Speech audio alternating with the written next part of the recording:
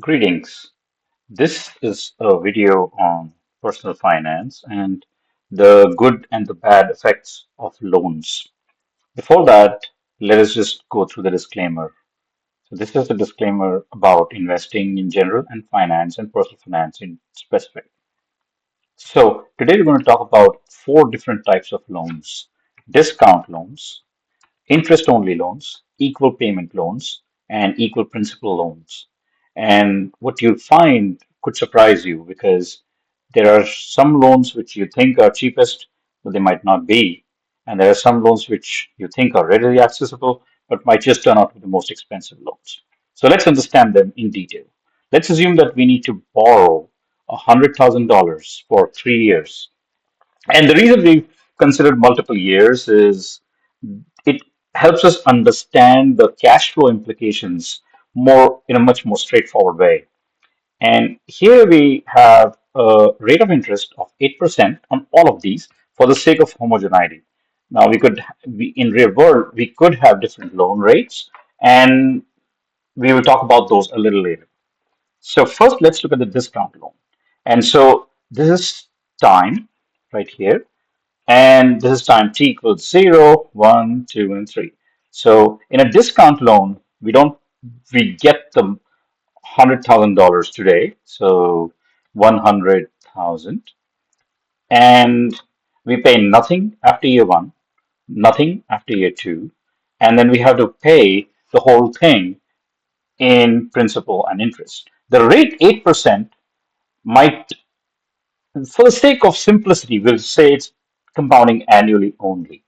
So everything is annual here. And as we drill it down to monthly, semi-annual, or whatever, daily compounding, things get more and more worse for borrowers. So let's just do that. So here we could do it two ways using the first principle. So we just say equals the initial value times parenthesis 1 plus rate, which is 8%, to the power of 3.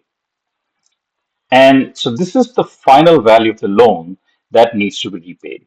So since this is a cash outflow, we'll put a negative sign. So whoever borrowed this money had to pay. And so this is the total amount paid. So equals this. And since it's negative cash flow, so we'll have a negative value plus the initial value that we borrowed. So 25,971 is the total value returned on top of the principal that was repaid. So this is a discount loan. And let's move on to interest only. So at the time t equals 0, we borrowed the initial amount. And what we did was after year one, we just took the initial value. And again, this is negative, so minus C dollar 4. That fixes the cell C times C dollar one. So C dollar one. So we pay constant interest every year. So this is the 8,000 that we paid after first year. Now, that might sound a lot, but let's see how it adds up. So in the third year, we again pay the $8,000, but we also pay back the principal. So minus C dollar 4. And again, all of these are negative because we have to repay it. Now, simple thing is how much total that we have paid out. So we just take the sum of C3 to C7, C4 to C7. I apologize. We have counted the initial cash flow twice. So the net interest that we paid out over the 3 years, the life of the loan, without any reinvestment, for simplicity, is less than what we actually paid for the discount loan. Now let's go to equal principal loan first. So what happens in this loan is that whoever borrows this money will split the principal into equal payments and then also pay out whatever is the remaining balance on the principal that is remaining. So we have to calculate the residual principal for this. So we'll use a column called residual principal. And basically it'll be equal to this minus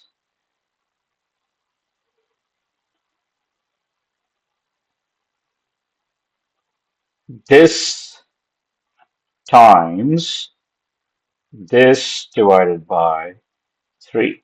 So 1 by 3, 2 by 3, 3 by 3. Or we could just make it simple. So since it's 3 periods, so this divided by 3. So every period we repay a fixed amount. And so this is the amount that we repay per period. So the residual principal is going to be equals the previous cell, this, so equals the previous value, which is F3, F$3, minus E3 divided. So we should make it E3 divided by E$3 divided by A$7. All right, now we're good to go. So the residual principal at the end of Control X, Control V, at the end of the first period was 66. Oh, previous cell. So this is going to be not F$4, but F4, and then F3, F2, and so at the end of the third period, we are left with nothing. Okay, now how much is the amount repaid? So it's just F$4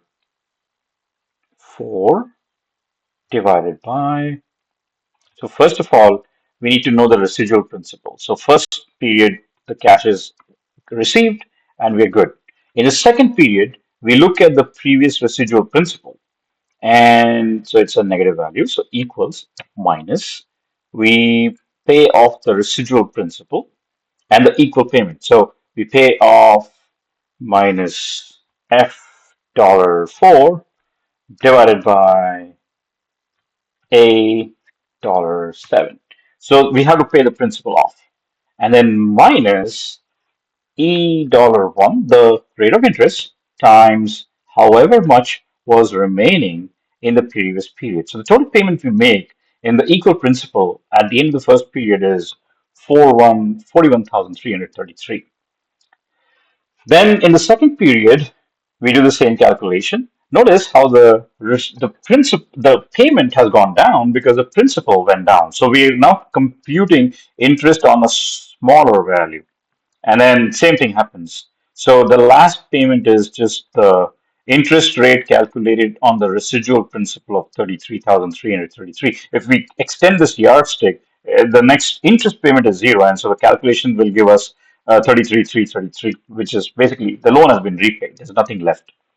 So the total payment that we make in this way is equal to sum of, yeah, well, sum of E4 to E7. E4 to E7. So in other words, we made an extra payment of $16,000. And so this is a good way to kind of reduce the debt load quickly. But the bad part of this is notice how the payments have stacked up. So the initial payment is $41,000. The next payment is $38,000. The next payment is $36,000. It's not very attractive because it's hard to keep a track of these differential amounts. We'll talk about the reasons why people use different types of loans. So first thing is the equal payment. Now in this we use what is called the payment function in in Excel or on Google Sheets. The first thing is what is the rate? So the rate is 8%. The number of periods is, oh, we have to fix everything. D$1. The number of periods is A$7. The third value is how much loan did we borrow? And so the amount of loan we borrowed was 100,000. So since we have it's a cash inflow, we'll keep it as positive. The future value at the end is going to be zero because we paid the loan off. And this is the end of the period consideration. Now, there are some aspects of this as well. But the neat aspect of this whole exercise is that it gives us a nice and constant payment. So we make equal payments of $38,000. And the amount that we pay over and above the principal is only 16,410. So notice how the best option is the equal principal option because we pay the lowest in terms of interest rates. in the equal principal option. So let's mark that with green. Then let's mark the equal payment option, which is not very bad because we're only paying $400 more. And the attractive part is that we have an equal payment every period. The interest only option is kind of expensive, and so it becomes a little red. And the discount loan, which is the worst. So the discount loan becomes really red. Now, what do we learn from this? First of all, discount loans are like cashier checks here. So somebody like somebody has a urgent need for money, they could go to a discount lender and say, okay, I have a paycheck coming in 15 days. Can you lend me this money? And as we can see, this is easy to access. Sometimes there may be or may not be a credit check involved, but either way, the transactional paperwork could be a lot less. And the implications are interest paid is high. So there's a cost attached to it. The interest only loan is slightly more expensive because nothing is being paid out. This is a very discount only loan is an attractive option for corporations. Interest only is also attractive for corporations. Equal principal is also an attractive option for corporations. So under different situations, different individuals and entities borrow this money in different ways. So we'll review them one at a time. So for as we discussed, discount only for retail customers is cashing your check. Interest only for retail customers is pretty much non-existent because retail customers do not like to pay a lump sum at the end. They want to smoothen it out. So this is an attractive option for retail customers. For example, for borrowing a house loan or a mortgage or a car loan or a personal loan, all of these can be repaid through an equal payment because the cash flows for a retail customer are from paycheck probably, and they're spread over a equal period of time. And then the equal principle is generally speaking very popular among those corporations who have very strong accounting departments that can keep a track of these differential payouts, but also because they want the lowest possible interest load. So it could also be popular among government organizations and extremely conservative borrowers who are not going to leave any interest payments to chance. And so, lo and behold, they have actually saved these $410. So now let's move on to corporations. So discount loans taken by corporations are typically by the government with a bond called a zero coupon bond, or with corporations who use what is called as a commercial paper. These are generally short-term treasury bills, again by government, are discount loans. Interest only loans are kind of like bonds in which they pay a fixed rate of interest or coupon and then the coupon plus interest. So these are bonds and debentures and notes by the government, by different corporations and other entities as government organizations or non government organizations. So they're also pretty popular. The equal payment route is probably the most popular among retail customers. And it's also very beneficial for retail customers because the net interest load on the customers is the kind of lowest. At the same time, it's very intuitive because the payments are equal. And the equal principal loan is something that we just talked about.